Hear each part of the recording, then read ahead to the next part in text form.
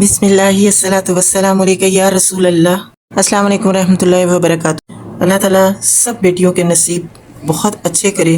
جو بیٹیاں گھروں میں رشتوں کے انتظار میں ہیں، اللہ تعالیٰ ان سب کے لیے بہترین رشتوں کا انتظام کر دے۔ جو شادی شدہ ہیں ان کو اپنے گھروں میں سکھ اور سکون عطا فرمانا۔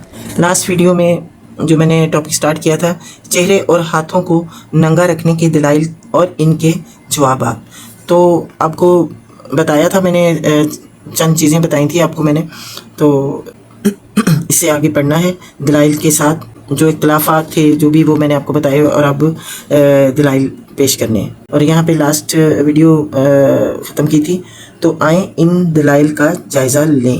تو جائزہ لیتے ہیں ان دلائل کا۔ قرآن کریم سے دلائل ارشاد باری تعالیٰ ہے، وَلَا يَبْدِينَ زِينَتَهُنَّ إِلَّا مَا ظَهَرَ مِنْهَا۔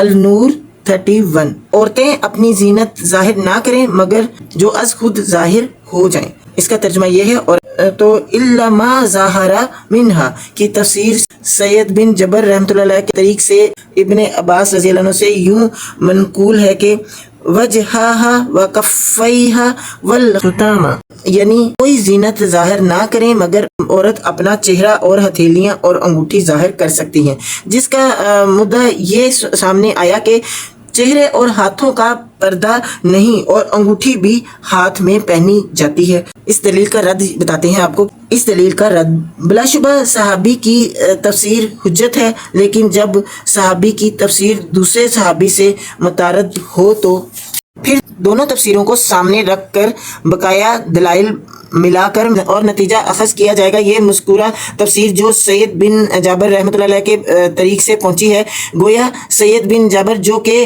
ابن عباس رضی اللہ عنہ کے شاگرد تھے، ان کا موقف بھی یہی تھا، تو انہی سید بن جابر کا قول یہ ہے کہ ظاہر الزینات والشیاب، ظاہر زینت سے مراد کپڑے ہیں۔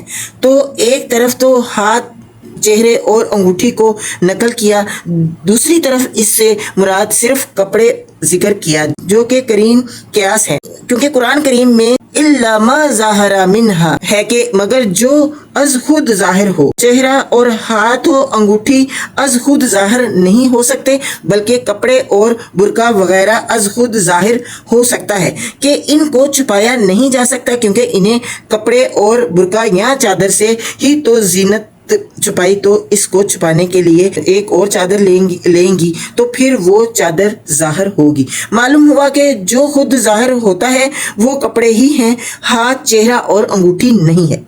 قرآن کریم نے باب لازم کو استعمال کیا ہے، یہ نہیں کہا کہ الا ما اظہرنا منہا، کہ جو عورتیں اس زینت سے ظاہر کریں تو پھر چہرہ اور ہاتھ تو انگوٹھی اس قبیل سے ہو سکتی تھی، لیکن چونکہ قرآن کریم نے الا ما ظاہر منہا، الا ما اظہرنا منہا نہیں کہا، تو معنی یہی ہوگا کہ جو از خود ظاہر ہو وہ کپڑے ہی ہو سکتے ہیں، چہرہ، ہاتھ اور انگوٹھی نہیں ہو سکتے۔ ابن عباس رضی اللہ عنہ نے چونکہ الا ما ظاہر منہا کی تفسیر چہرہ، ہاتھ تو انگوٹھی سے کی ہے، تو ابن عباس رضی اللہ عنہ سے ہی علی بن ابی طالب کے طریق سے اس طرح سے صحیح ہونے کے بارے میں ابن حجر رضی اللہ عنہ نے صحیح کی ہے۔ قرآن کی آیت یا ایھا النبی قل ازواجک و بناتک و نساء المؤمنین یدنین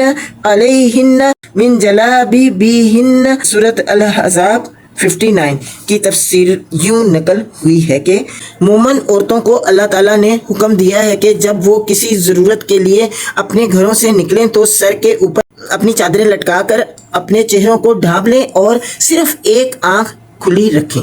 اب دیکھیں، یہاں تو چہروں کو ڈھانپنا بیان کیا اور صرف ایک آنکھ کھلی رکھنا بیان کیا، اور وہ بھی جبکہ کسی ضرورت کو نکلیں اور راستہ دیکھنے کے لیے، جس سے پتہ چلا کہ اگر باہر نہ نکلیں اور راستہ دیکھنے کی ضرورت نہ ہو تو پھر ایک کو کھولنے کا بھی کوئی جواز نہیں۔ اور پہلی تفسیر میں چہرے، ہاتھ اور انگوٹھی کو ظاہر کرنے کا بیان کیا، تو ظاہری طور پر دونوں تفسیریں صحابی رسول تعارض والا کلام نہیں کر سکتے، حالانکہ اگر کوئی سبب ہو، اور سبب بھی یہ کہ پہلے والا کلام پردے کے پہلے مرحلے ابتدا میں ہے، جبکہ عورتوں کو وجوبی طور پر چہرے چھپانے کا حکم نہیں ملا تھا، اور یہ تفسیر آخری مرحلہ جبکہ عورتوں پر چہرے چھپانا واجب ہو گیا تھا اس وقت کی ہے۔ معلوم یہ ہوا کہ یہ تفسیر پہلی کے لیے ناسخ ہوئی اور چہرے اور ہاتھوں اور انگوٹھی والی نسوخ جیسے شیخ الاسلام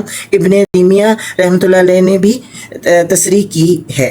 نسخ سے پہلے کے حکم کے برعکس اب عورت کے لیے چہرہ اور ہاتھ اور غیر محرم مردوں کے سامنے ظاہر کرنا جائز نہیں، بلکہ کپڑوں کے سوا کوئی بھی چیز ظاہر نہیں کر سکتی۔